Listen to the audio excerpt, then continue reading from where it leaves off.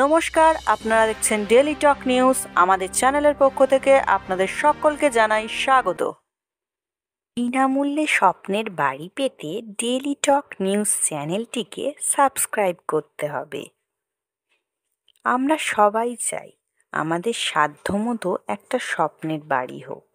এই স্বপ্নের বাড়ি আমরা কিভাবে বিনামূল্যে পাবো সেটা আজ আমি আপনাদের জানাবো। তবে তার আগে আমাদের চ্যানেলটিকে আপনাদের লাইক করতে হবে, কমেন্ট, শেয়ার করতে হবে। আর সবার আগে নোটিফিকেশন পেতে চ্যানেলটিকে সাবস্ক্রাইব করে পাশে থাকা বেল আইকনে প্রেস করে অল নোটিফিকেশন অন করতে হবে। এবার আসা যাক আসল বিষয়ে।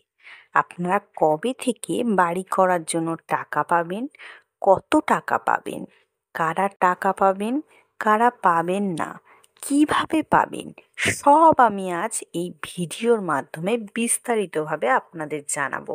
রাজ্য সরকার আগেই ঘোষণা করেছিল যে ডিসেম্বর থেকে এই বাড়ি করার জন্য টাকা দেবে।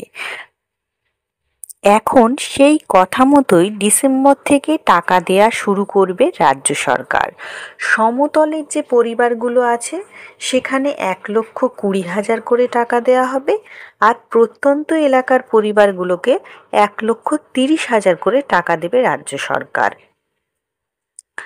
তবে এটাও ঠিক যে কারা কারা টাকা পাবেন না।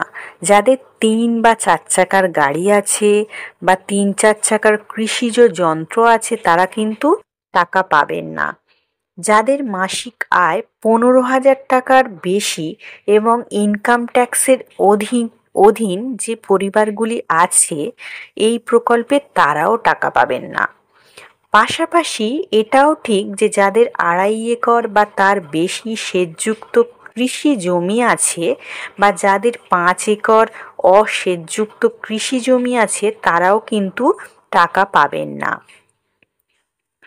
বাড়ি করার জন্য টাকা দেয়া হবে কিন্তু 2 দফায়।